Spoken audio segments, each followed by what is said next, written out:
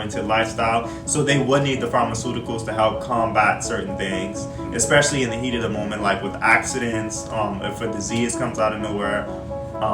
Or for example, like even if you have like a headache, but then you know you have to perform, like he would say, hey, I need to take something so this headache could go away, so I don't have this headache while I'm supposed to be performing. Like certain stuff like that I can understand, but sometimes it gets, so this is the extreme part of what I don't like about it. So suppose like you wake up, or suppose you just had a long day and you're tired and you have a headache, you go quick to pop in the pills or something like that, when all you may need is just a nap. You just may need some hydration, you may just need some nutrition, you may just have needed some sunlight. You probably didn't move your body enough, so your body just wants you to have more blood flow. So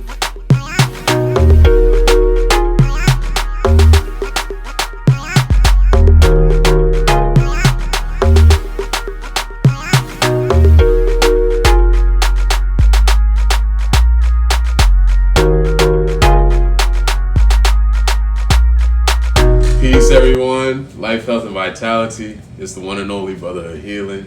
So what's up, you guys? This is my guy, Brotherhood Healing. From my experience with him, he's a very cool dude. He knows his stuff. He is also deep into the world of spirituality, holistic health, nutrition, living natural, all that great stuff. And he's one of my guests today on our second episode of my podcast series, where I'll be trying to get like different creators, healers, thought leaders in the community that can help, spread the message on my platform, and also have us, be able to collaborate more in our communities and be able to spread the mission of, having everybody heal correctly and heal, holistically, mind, body, spirit. Because most of the times we tend to focus on, just the body, or some people, they try to think that they're focusing on the mental health, but they're not necessarily doing the right habits and techniques to actually improve it beyond just, I guess, therapy and stuff like that. Because you have to focus on, the physiological stuff in the body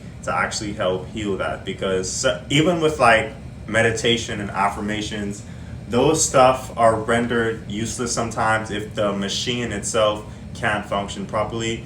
So our topic today is the mind and body connection and holistic health.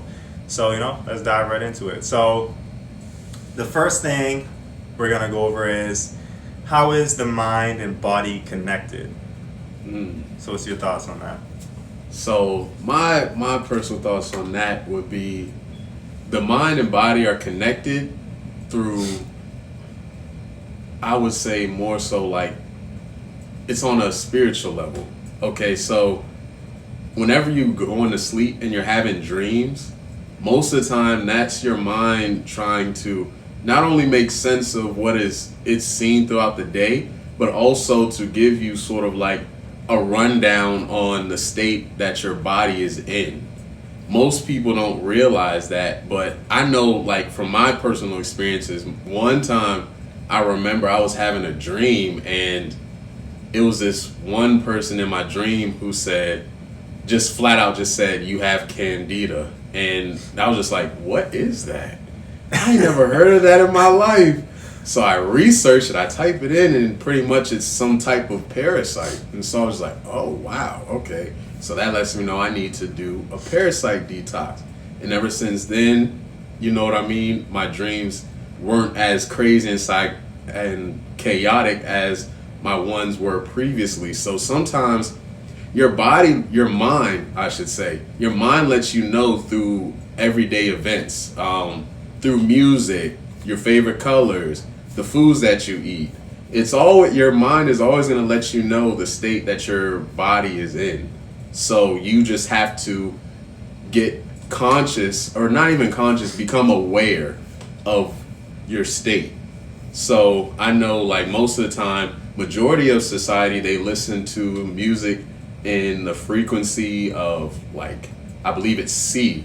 And C is more so like deals with the lower nature of self. Yeah. And so most of the time, people who keep playing like music in the key of C, that lets you know that they're having some type of imbalance with their root chakra. And not only that, just people. So let's go into depth about let's go in depth about parasites first. Oh, so yeah, go yeah. into depth about parasites Parasites. first, and Oh, then yeah. after that we could get into music and chakras. Oh yeah, I got you. You just open up a can of a lot of different conversations. Yeah, I did. All right, so for the parasites, now the parasites, they manifest themselves in many different forms. It all depends on what you have and how long that they've accumulated inside of your body. So most of the time, people who are dealing with parasites, they're not themselves, and it's like they're unaware of it. Most of the time, these are the types of people who are more so, they're attracted to like superficial things. Most of the time they're just in a state of like sickness. They don't know how to pretty much articulate. They have brain fog. They're drowsy. They're slow waking up in the morning. Most of the time in the morning, they're angry, agitated.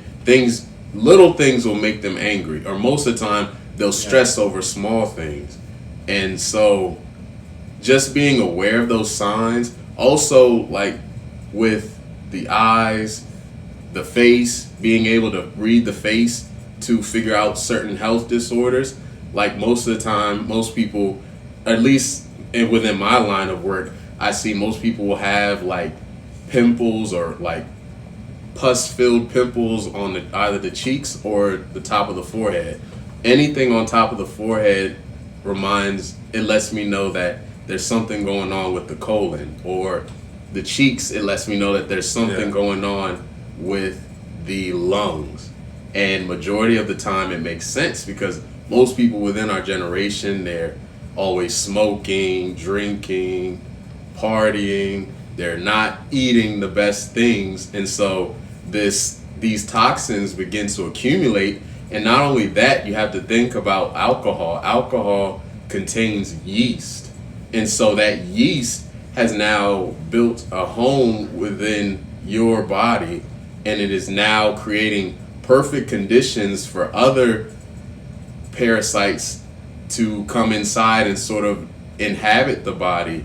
And so now that you have accumulated this entire like microbiome full of parasites, viruses, and not only that, your body, when you're consuming alcohol and smoking, you're killing your body's natural immunity.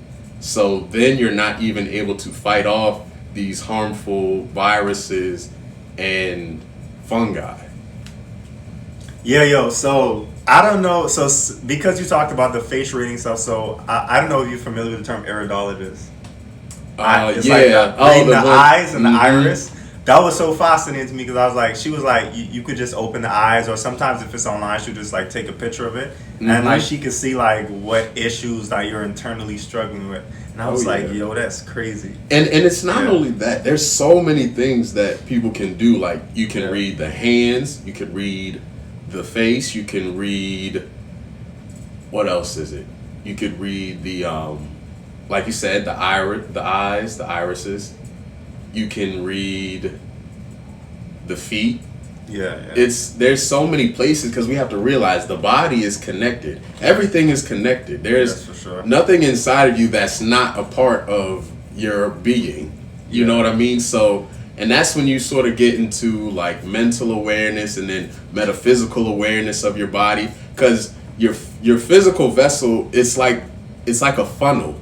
It's channeling divine energy. So when something is off or misaligned, you'll tend to find yourself doing things that are unaligned with your being. Out of character. Like if you like, that goes back to what he was talking about earlier with like you having these urges and you like just doing impulsive things and you just doing things that you don't usually do. Like even in my life, it was so many occasions where like I found myself like just shaking or constantly like doing this, and those are signs of like your body is under some type of stress, whether it's mental stress or physical stress.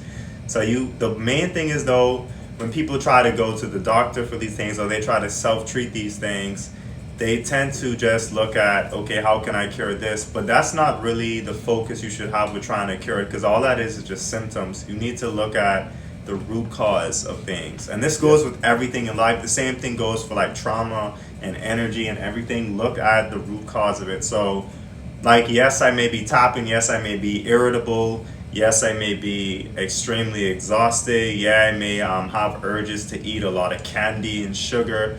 But a lot of these stuff is out of root because you're probably dealing with some mental past that you need to get over with. Maybe you're lacking love in your life. Maybe you're lacking an actual purpose in your life. You're lacking drive in your life. Maybe it's because the root of it all is just like you have a really poor diet.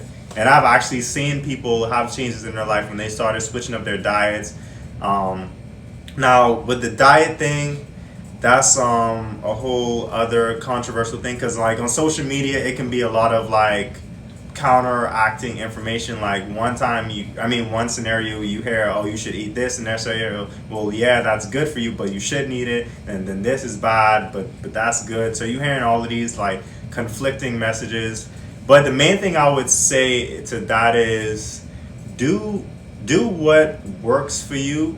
And when I say do what works for you, I don't mean I don't say do what makes you feel good or do what tastes good. I mean do what actually makes your body feel energized. So a ketogenic diet, for example, is basically just about the blood ketones and stuff like that. So if that kind of diet works for you and you feel energized doing it, then do it. For a vegan diet, like for example, I've had situations where I've done vegan diets and it didn't make me feel the best. And even with like not just the processed food, but also like whole food vegan diets, a lot of grains, fruits, and vegetables, like that itself, along with like nuts, beans, seeds, and whatever, like that diet alone doesn't essentially work for me 100%. Like I feel like I still need other food groups, healthy or like lightly processed versions of other food groups to actually make me feel optimal in terms of like movement, energy, sleep quality, thinking, and all of that stuff. And I like how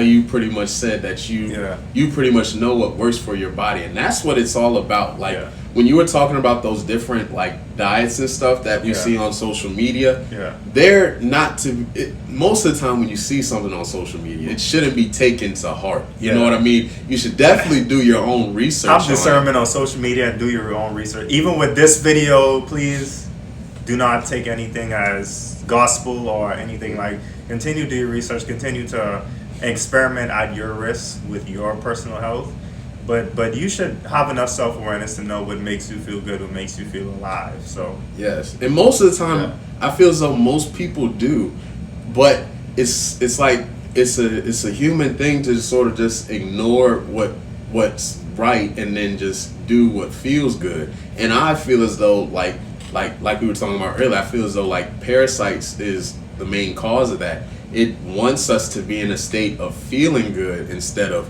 actually being good. You know what I mean?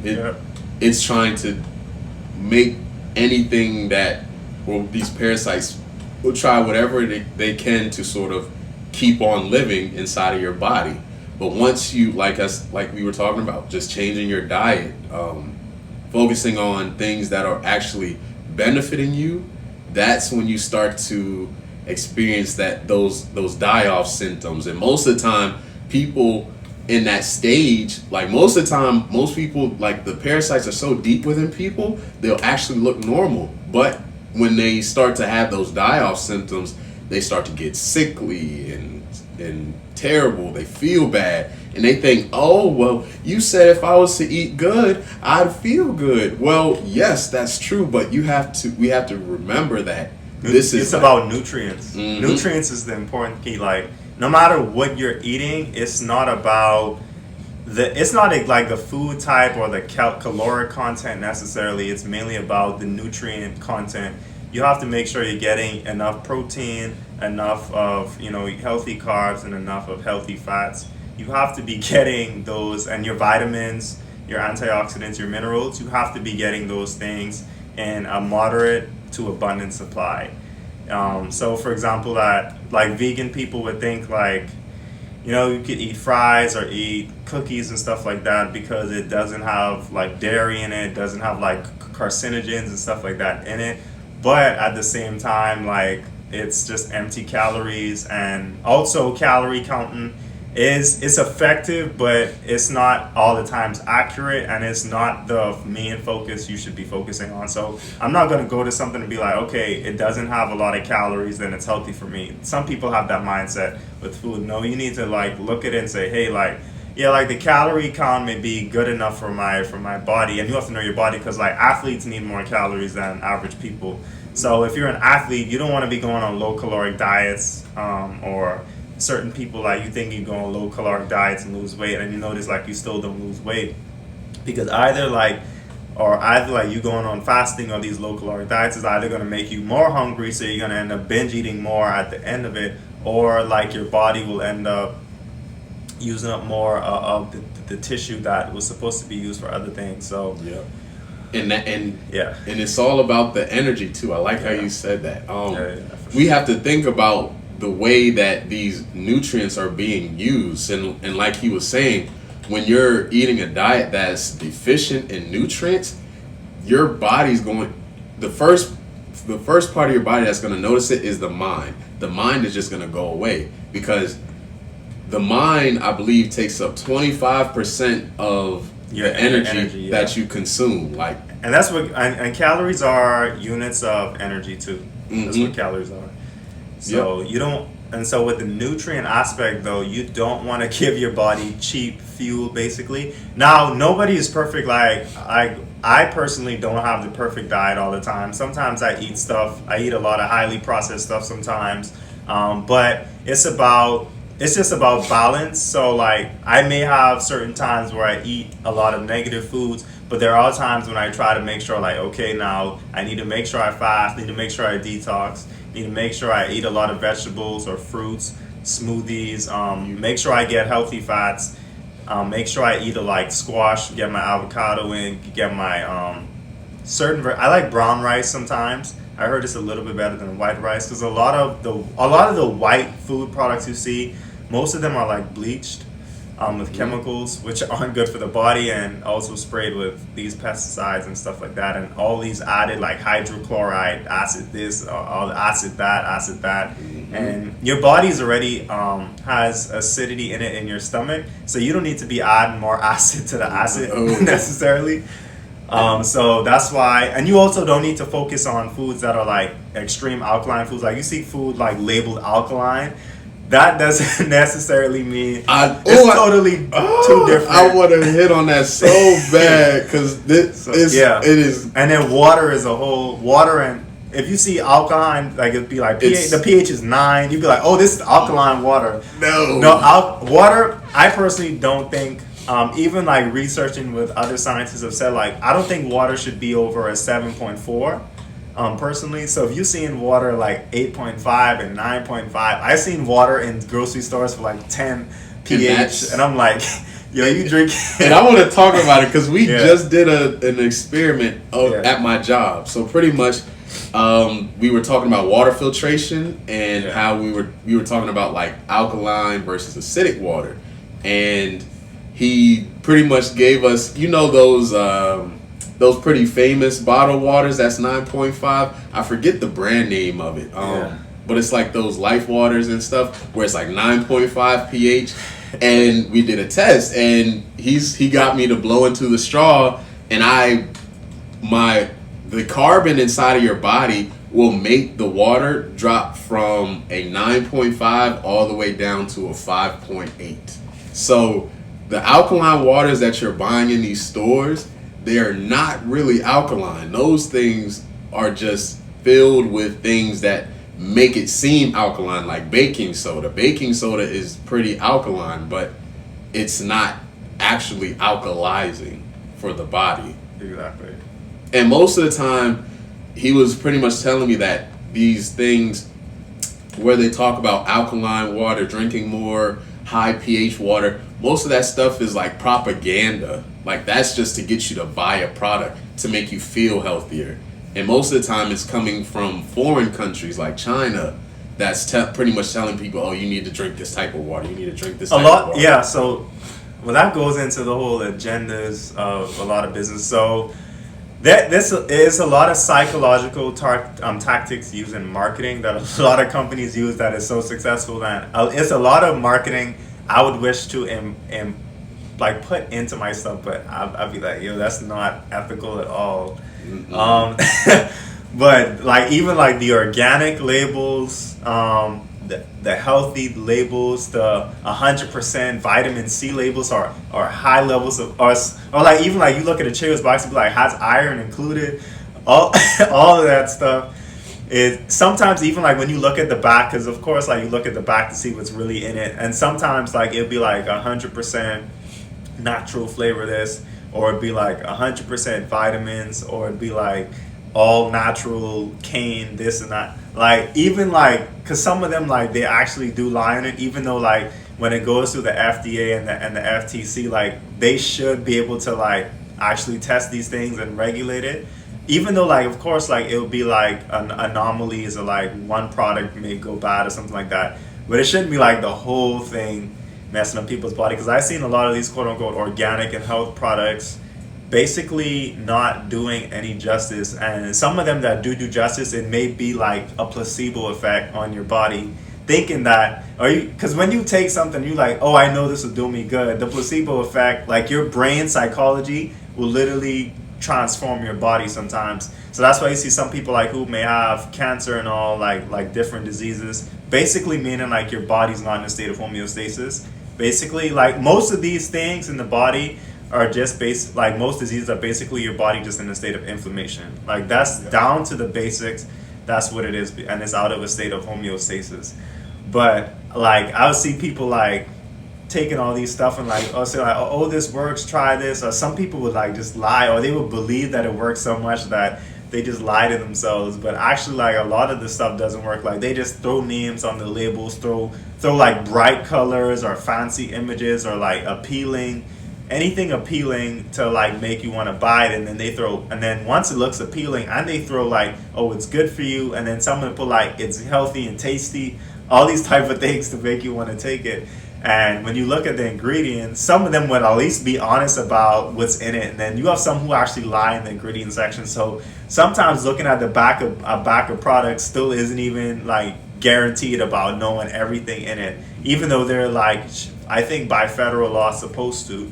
But of course like a lot of the people like who work in all these lobbies and who worked in government and all these stuff, a lot of them are the same people working into these health and pharmaceutical companies, so they all kind of work together. All of them put in money towards each other.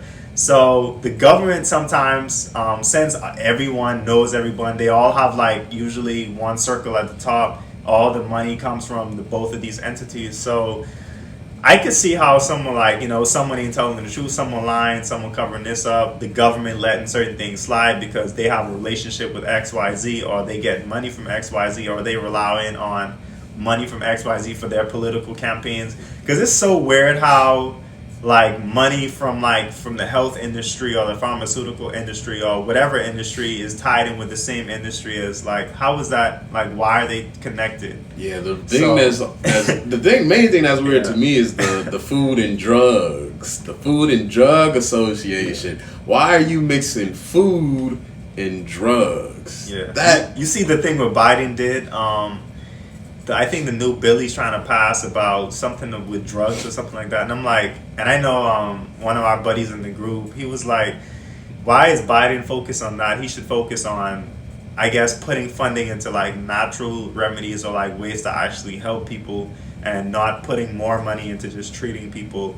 Because a lot of the American society is just about treating people and capitalism and profit, and like it's good to of course like rank up yourself, try to go up the pyramid, try to make money, try to be successful, but I still think it's the ethical way to go about quote unquote going up the pyramid. And if you're doing it at the expense of people's lives, I don't think that's the best way to go. And I've seen people in government speak up against it, in courts, in courtrooms and stuff like that. I've seen them talk about more natural solutions, attacking root causes, and stop being in the business of treating. So I know people in government are actually trying to protest against it, and also everyone else in society is trying to as well. But nothing's gonna happen until, like, the people at the top, and it's people above the president too. So don't think that the president of any country is at the top. It's always people at the top, and the people at the top is people you won't see on social media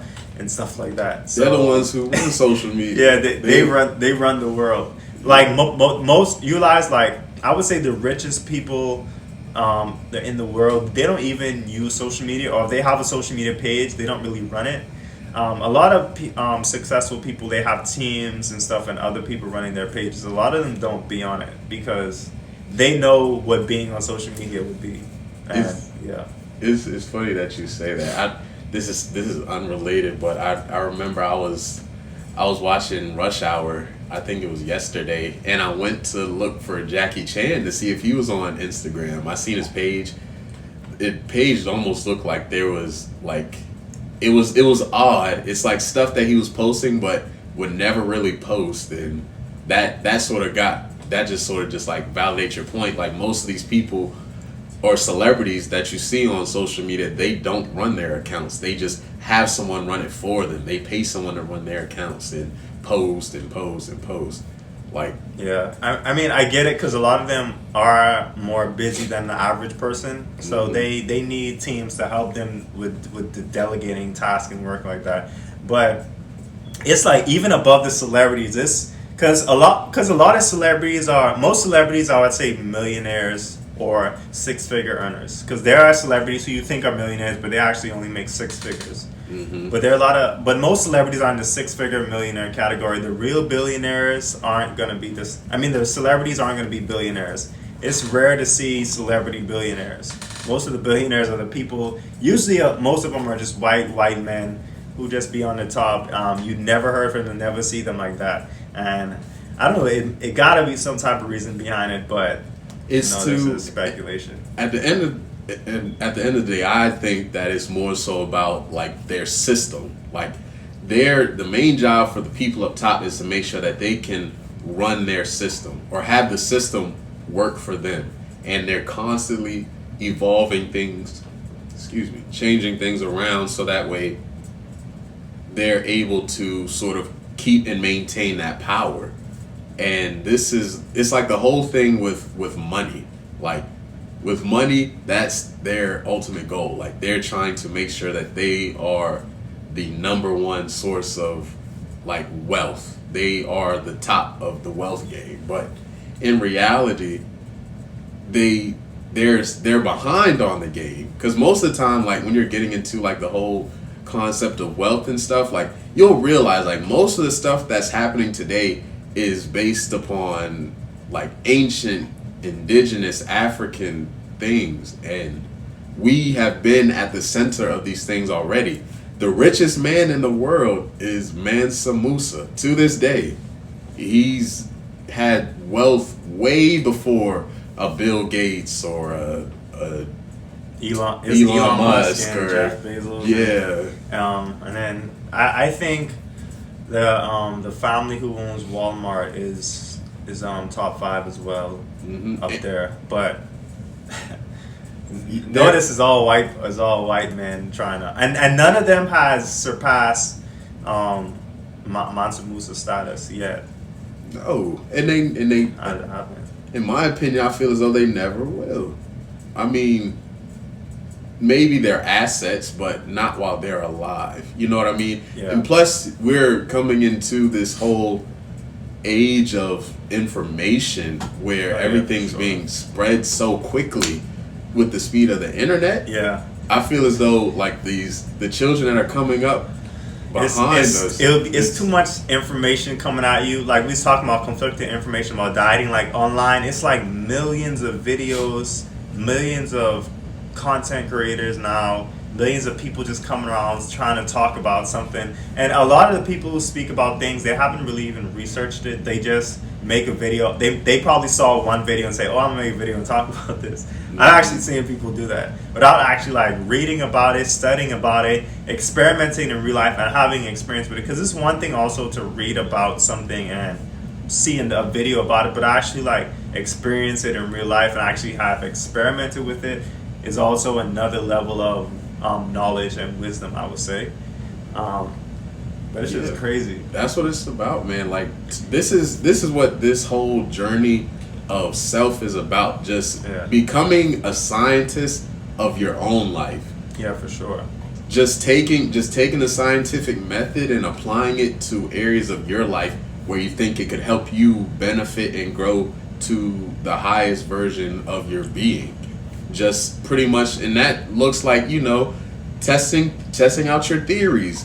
Maybe you think you work better, you clean more on a Monday. So, you study that effect. You get your room super dirty on a Tuesday and then clean it on a Wednesday. See if that had any effect on you. Or like with that too, like you can work out if morning workouts work better for you. I know some people they love evening workouts because either they feel more energized in the evening, or some people they just have a busy work schedule, so they just prefer to do it in the evenings. But even stuff like that, or like some people like they need like I guess a lot of time for meditation. They need a lot of like silence, and then some people they don't need all that. Some people just need 2 minutes. Like just be the scientist of your own life. Be your own, I guess, be your own guru to a certain extent. Be your own self healer to a certain extent, and just be able to just continue work on yourself and improving yourself so that you can be the best. Because like, why live this life with the I guess you only live once mentality, which is a great mentality, but not at the expense of like not doing it, feeling good, feeling happy, feeling healthy, feeling energized. Because why would you not want to be happy? Like, why would you want to be in this life and not being happy? And being happy links with being healthy. Like, no one I know who is like either in chronic pain, chronic stress, chronic inflammation, chronic disease, and they're like happy and full of life and purposeful all at the same time. You can't have happiness, success, and all of this without health. So I would want to live life feeling like fit, being able to move when I want to move, being able to like lift things, being able to like think clearly, being able to like, just feel alive, feel vital, feel great. Like that's, I feel like, true wealth. And why I say it's true wealth, because once you have this, of course, being healthy is great and stuff like that. But when you're in a state of homeostasis or in a state of health, then now you can have more, I guess, your body's more equipped to now have those better thoughts, to now be able to think clearer, to like be able to like work on your goals better, have the vision better, be able to perform at work better, being able to do everything at a more, I would say, successful rate, because your body is in now a state to handle it, and your brain is in a state to function better. Because everything we do in life is because of our brain. Like if we didn't have our brain, we would, quote unquote, I guess, be physically dead.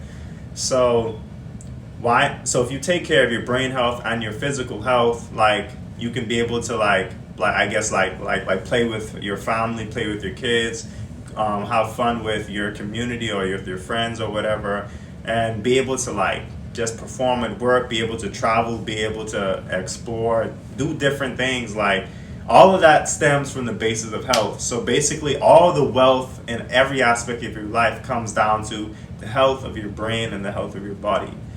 So why not make it a primary responsibility to focus on? Now, you don't have to be perfectionist about your health. You don't have to focus on your health every minute of every day.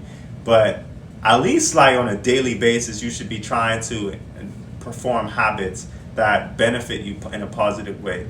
Whether that's like meditation, whether that's working out, whether that's making sure that you eat on time, you get enough nutrients, making sure you get enough sunlight, making sure you do some grounding activities, making sure you do cleaning, whatever is healthy for your body. Like keep those habits going, because just thinking about something or just wanting something is one thing, but actually doing and not only just doing and executing on it, but actually having the habits in place.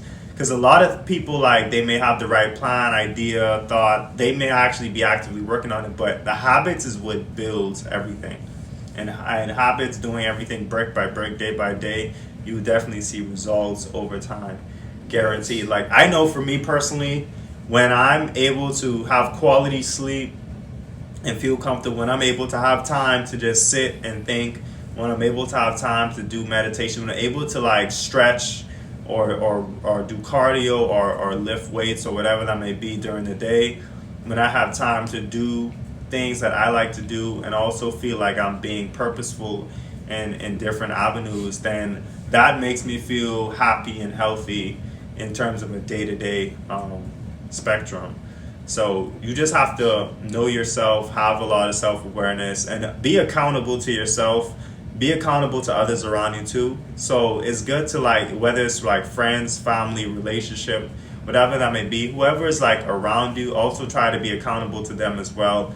And I would say be responsible for them, because you're responsible for yourself, but you can definitely be accountable to other people. Like just do checking like, hey, how was this and that? How was this and that? And it's good to also share what you're up to with people close to you, because 9 times out of 10, if you're telling people what you do, or people know about you or know what you're doing, then you're gonna in your mind form like, I guess, like an accountability to yourself, because you'd be like, damn, I don't want to disappoint anyone, I don't want to let people down. So it's not only about disappointing and letting down yourself, but now it's about other people. So if I told Ruben like, yo, I'm gonna do this fitness challenge for 30 days, I'll let you know how it comes out. Then at the end of the 30 days, he's probably gonna ask me about it, yo, how was it? And on top of me being accountable for myself, if I know that I told him and he's expecting to see a result, I'd be like, damn, I don't want to let him down and make me seem like a fraud. So I'm gonna 9 times out of 10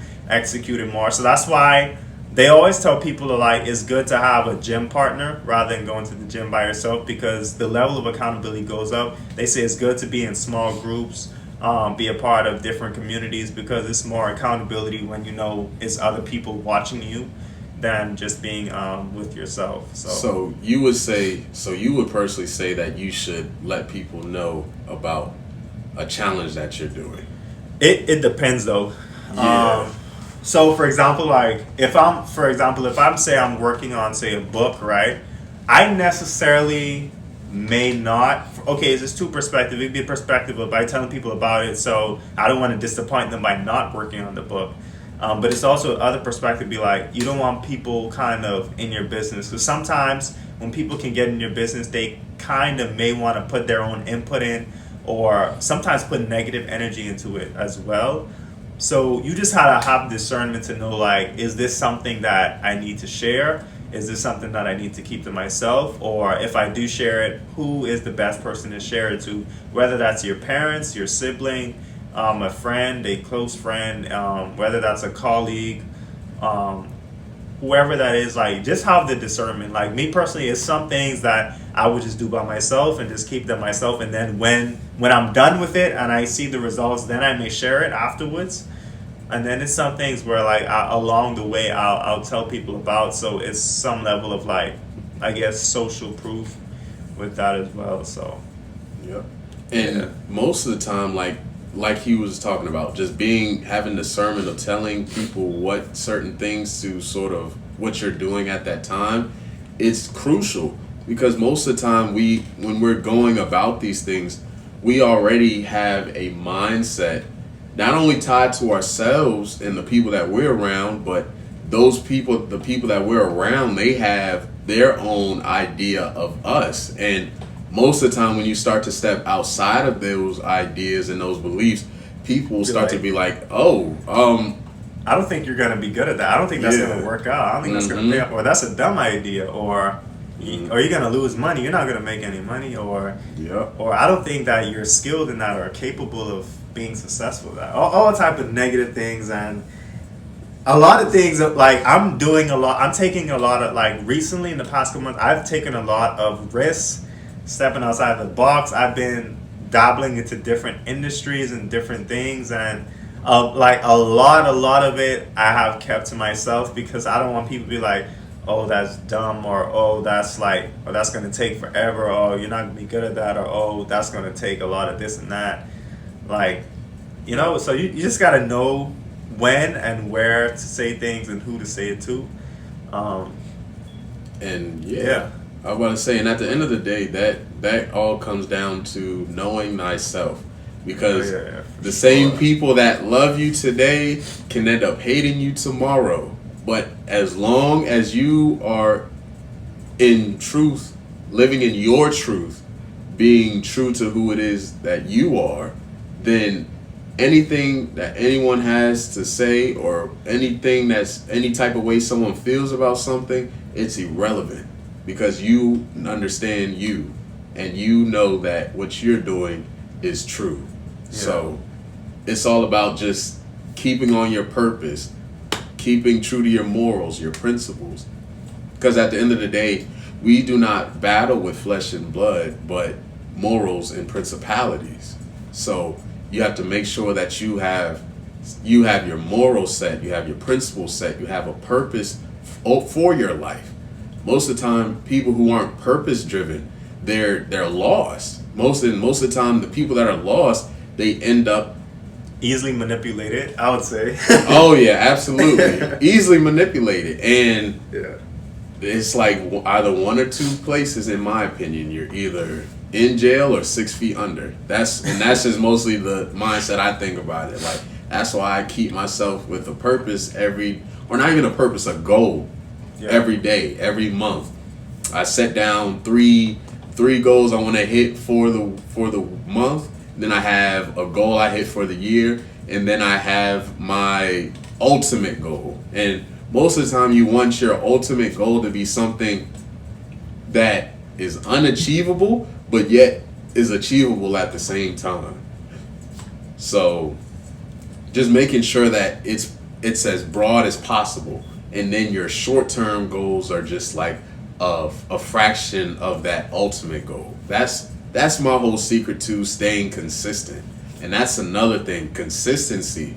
And also just the words that you speak over yourself. Like, most of the time, most people, when they think about diet, it's like, oh, I only got to do this for 30 days. And then I can eat bullshit every other day. But it's like, no. It's not that way. You're going to, reverse all the good you did. You're going to reverse it right back. So it's like it never happened. Mm-hmm. So. And then you'll be like, oh, no, it's okay. I can just diet again. That's why when I am living the life I say that, oh, I'm just practicing this as a lifestyle, or this is my lifestyle. Because I know that with life, there's going to be errors. There's going to be times where you're not consistent. But as long as you're staying true to that general purpose, then you're going to be okay. Yeah, for sure. So in that last sentence, we talked about the natural remedies and the pharmaceuticals. So before we do the differences, do you think pharmaceuticals are good, and what are the pros and cons, if there are any pros in your opinion? Okay, so I was about to say, on the grand scheme of things, I would be like, it depends. But my personal opinion, I say no. Pharmaceuticals, they are not the best. In my opinion, I feel as though they're actually worse, because if anything, they're just stimulating the body to a inhumane level. And this is what causes people to go through certain, even more symptoms.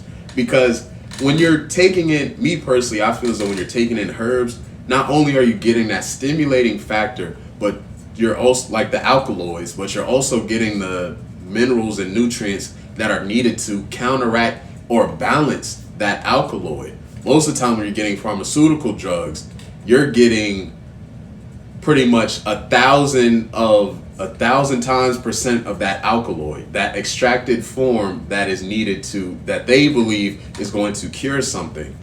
And yes, it may cure that one thing, but in return, you have to think about polarities, like the universal laws of polarity.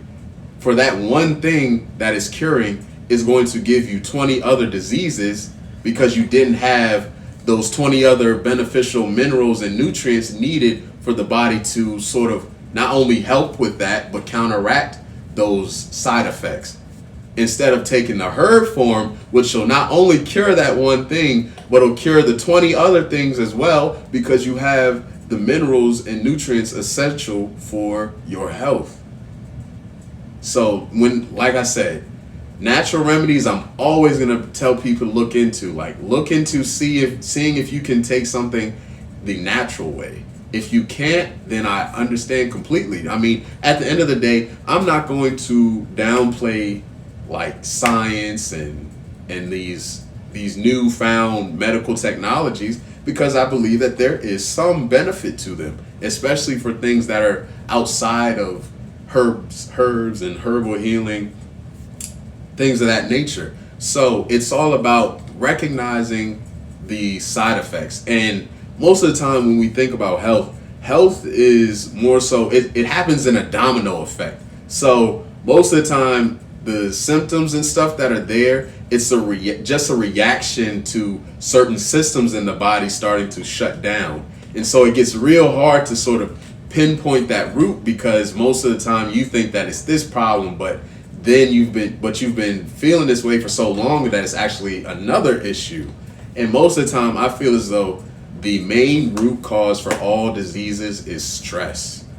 Most people in society today are stressed, and it is apparent in all aspects of the life: diet, habits, what else? Think mindset, just things of that nature. And mindset, and to me, is most important. Most of the time, it was like you said. Most people have that mindset of, "Oh, I'm only gonna live once, da da da da da. So I guess I can do this, I can do that."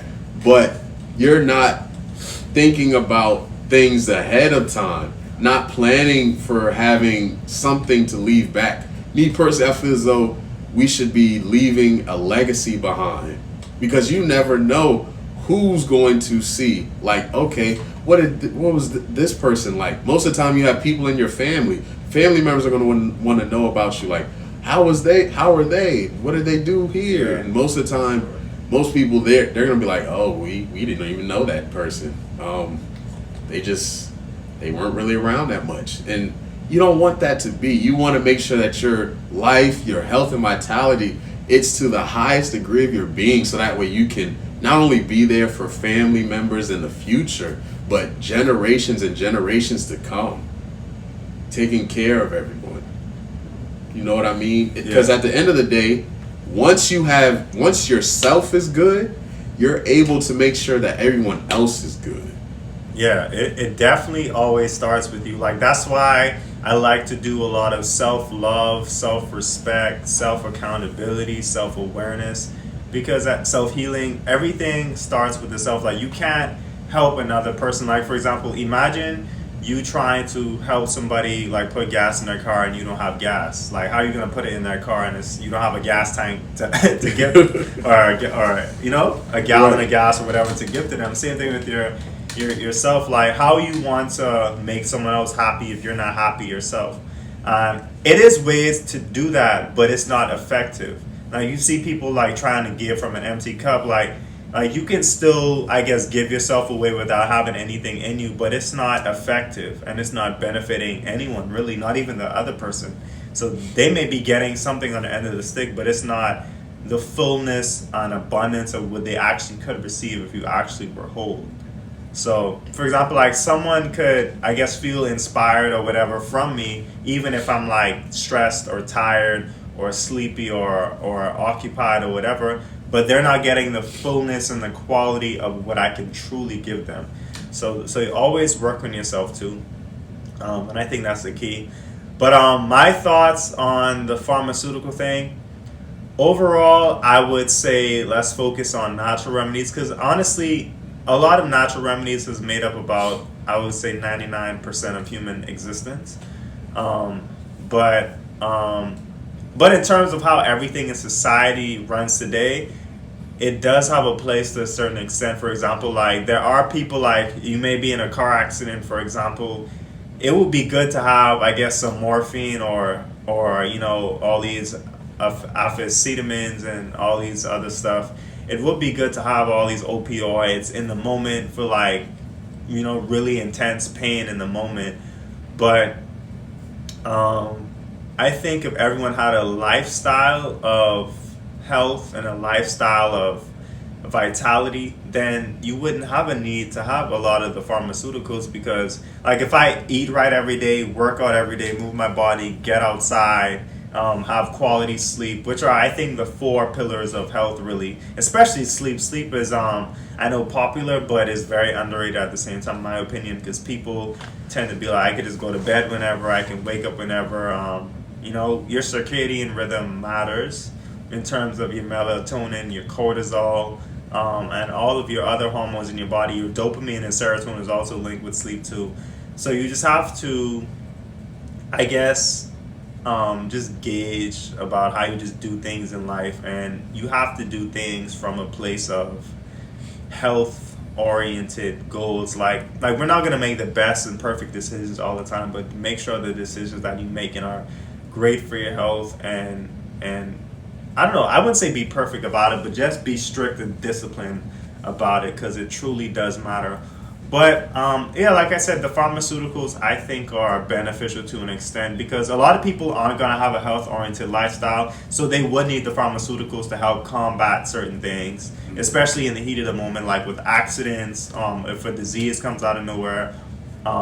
Or for example, like even if you have like a headache, but then you have to perform, like you would say, hey, I need to take something so this headache could go away, so I don't have this headache while I'm supposed to be performing.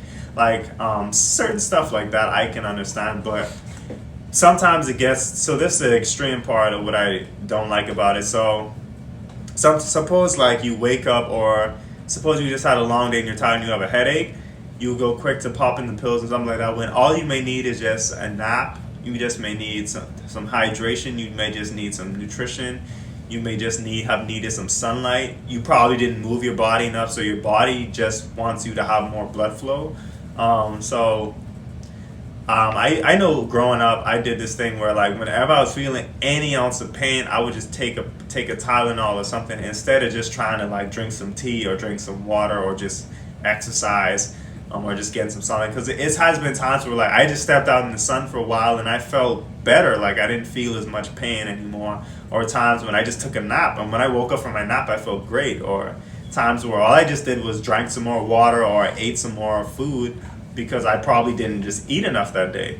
But you're taking a painkiller to combat the issue of you not eating, instead of attacking the root cause of the issue, and also being conscious of the root cause. So for example, in that situation, the root cause might have been you just didn't eat enough today. Another situation may be like you had a poor night's sleep the night before. Another issue may be you just stressed. You just need to decompress and release that stress. Another issue may be like like for example, if I physically hit a part of my body, like obviously like I'm going to experience pain. So understand that the body does heal itself, really.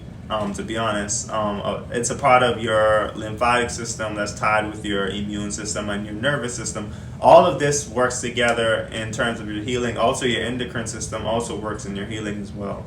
So you just have to understand that you don't need to pop pills for every single thing, and try to find the root cause of it, because a lot of these times these pharmaceutical things, they offset your body. Like the same thing with with birth control and plan Bs and stuff like that. Like in the moment it might be effective, but it's messing up your entire cycle, your blood vessels, your cardiovascular health, your brain function and your brain health. Like you don't want all of this stuff to be compromised because you just want to like just relieve the pain in a moment. Like it's so many natural ways to relieve pain. Like I've noticed, like for example, you may have a pounding headache, right? And you'd be thinking like, if I exercise, like that would literally probably make it worse. But I've had times where I've had pounding headaches and I actually went outside and went running or swimming or in the gym, and I was like, damn, the headache went away. And I mean, I've experimented many times, so I know for sure it's not always like you delegating your attention, because sometimes you delegating your attention from the headache to something else may actually think the headache is gone just because you're not focusing on it. But I know for sure that because of you're allowing more blood to flow through your body, you're allowing your nervous system to be more stimulated and active, and you're allowing more blood flow to the brain in a healthy and flowing way, and you also have your heart working and your muscles contracting and moving, that will take the headache away. From enough of my experience with it and also doing some research on it. So it's not necessarily like mind or attention based. It's like physiological changes that come from doing a natural remedy, like just working out to leave a headache, for example. But Yeah, that's my thoughts on the pharmaceutical thing. But overall, I would say definitely, I'd say natural is better. Nature. I mean, we're natural creatures. We're like human. A lot of humans think that they, I guess, we're above nature or something like that. But we're literally like natural creatures. We literally come from the soil. Like, like why And wouldn't you want to do natural remedies for a natural creature? Like, and come on. I was just thinking about this earlier Yeah, today. Like when we think about it, we are literally a reflection of our entire environment. Like the same elements that make up everything, well, almost everything. makes up us. Yeah, exactly. This is how they were able to create the periodic table. The guy who had a dream about the periodic table, that was the same. The only reason he was able to do that is because these elements were the same things that lived inside of his body. He just needed a way to think of it. And once you have the thought in your mind, it's going to get pushed out into your reality. You're when you're constantly searching, your outside world is going to give you whatever it is that you're looking for. And most of the time, like you said, like when you were self-diagnosing yourself when you were having that headache, that was amazing, like the things that you were listing off. And most of the time that comes from knowledge. Knowledge is power. But power for who? Is power for self. It's going to give you more options, more awareness of options that can potentially help you. But when you're not constantly in pursuit of knowledge, you're going to resort to trauma or things that were given to you, like certain programs that were given to you. Like most of the time, it was this funny thing that I was doing. I was researching like into different cultures, and most of the time, I know that within certain indigenous cultures, most of the time when the child was sick, they just thought it was hungry. But it's just like, yes, that could be a possibility, but could we potentially see something else other than besides hunger? Yeah, And that's most, just a symptom. Like they always look at symptoms. You can't judge symptoms. Symptoms can give you a gist of what the issue may be, but always look at like potential root causes with anything. I would say, like, don't look at like even with like, let's go with mental health and trauma a bit. We're kind of focused on mind and body and nutrition, but mental health is still a part of this, I would say. But with trauma, like for example, if you see people like they're probably always exhausted, always drained and tired, always sleeping, or you see people like always like irritable, or they always like argumentative, reactive, and lashing out. You probably think that they're probably depressed, severely anxious, or crazy, or nothing like that, without trying to look at beyond the symptoms that they're showing out, the reactivity, the irritability, the laziness, and look beyond that and see like, okay, let's look at the real root of what's causing you to be this way. Is it genetics? And genetics, in my opinion, I believe in epigenetics, and I believe in quantum physics. So I think that you can rewire your genetic code and you can change your family genome. I feel like you could do that. You just have to use your mind and use your abilities and introduce new habits into your lifestyle and not carry on family traditions, in my opinion. But for example, but back to that topic, a lot of people, I think, when they go to see, for example, psychiatrists, I usually recommend you go to like I wouldn't say holistic, but like people like, I wouldn't just tell you like just go to any psychiatrist or any therapist like that. Like do the research on them. But I definitely recommend psychologists. I think psychologists are better than psychiatrists, but then psychologists, most of them aren't licensed to quote unquote give you medicine or give you treatment options. They can just refer you to a psychiatrist or whatever like that. But if you do end up at a psychiatrist or any other physician in that realm, I noticed 9 times out of 10, I've heard even other psychiatrists say this. They say they usually would, if you list off the symptoms that you're feeling, they would just assume that, okay, it's just, I guess, general depression or general anxiety or like just other mental health disorder. And they would be like, okay, I'll just give you some medication. For example, they would give you medication like called SSRIs, We see many videos on this, and it'd be like SRIs is basically like the main purpose of it is to give you basically quote unquote more serotonin in your body. So they feel like a quick fix. Oh, you're depressed. You must feel sad, and you must want to feel happy. And they be like, oh, well, serotonin is linked to like mood and stuff like that. So we'll just give you serotonin, and boom, it should fix your issue. But nine times out of 10, like it's not. Well, we already talked about pharmaceutical and lab made drugs already, so that's a whole nother thing. But I'm talking about the aspect of like you not looking at the root cause of what caused the depression in the first place. So you're just trying to say that it can be fixed with a neuromodulator, and a lot of this stuff I've come to find out that the serotonin isn't even like the natural serotonin in your own body. It's artificial induce and produce serotonin. So that's a whole another thing. Yep. But once you attack the real issue, and most psychiatrists aren't really like therapists or psychologists to really try to dive deep into it, but a lot of them, they don't scan your brain. They don't actually like do like a lot of them. I think the most they would do is like blood work or something like that. Mm-hmm. But they don't really like even do blood panels where they checking like what you lack, what nutrients, what deficiencies you have. They would just do like, I guess you check your blood pressure, like that kind of blood work. So they don't even check to see you do a blood panel like to see what like nutrients and stuff like that you're lacking and stuff like that. They don't scan your brain to see like, is your brain overactive, underactive? Is your brain getting enough blood flow, which leads to getting enough oxygen? Is your brain damaged? Do you have like a damaged frontal lobe? And you know, a frontal lobe is responsible for like rational thinking, creativity, reasoning, planning, regulation. Then that leads to like your amygdala, which is like kind of your fear center. A lot of your emotions are present there. Is it damage in your cerebellum, which leads to like memory and coordination and all these different things. So when you have damage, physical damage to the brain, that could be, so introducing more serotonin is not effective in that scenario because you actually need to fix the brain. And depending on your issue, is ways to like, you can fix your brain through natural remedies, through different trauma healing works and different things like that. But that's just, so you can either attack the physical health of your body, your look at your brain health, and then you can also look at the nutrients that you may be lacking or not lacking in your body. Because like I said, the mind and body is connected. Your nervous system is also connected to your gut. So, and your microbiome is supposed to be benefiting you. There's quote unquote like, I think trillions of bacteria in there and all that stuff that, you know, kind of is like, I would say your second brain.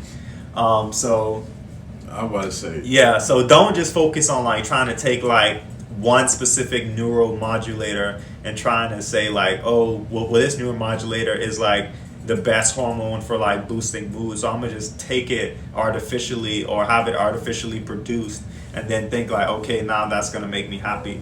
Because 9 times out of 10 you're gonna Thank become you guys addicted for to it. tapping into the channel of the Nature King. Thank you for finding value in my content, value in my soul, value in my spirit. I have 2 new books that are available in paperback and hardcover on Barnes & Noble, Amazon, and the naturekingbrand.com website. And you can check them out. The link is in the description. Thank you for tapping in to my channel. Don't forget to like, comment, subscribe, share. I have videos coming out nearly every week. And you can also check me out on Instagram, Facebook, TikTok, and LinkedIn, every other platform there is out there for more content on health and wellness and spirituality and lifestyle and nature and mindset and science. Everything you want to know about, almost everything, you can come here, feel at home, sit back, relax, and get that knowledge and apply it to your life. Thank you guys for tapping in.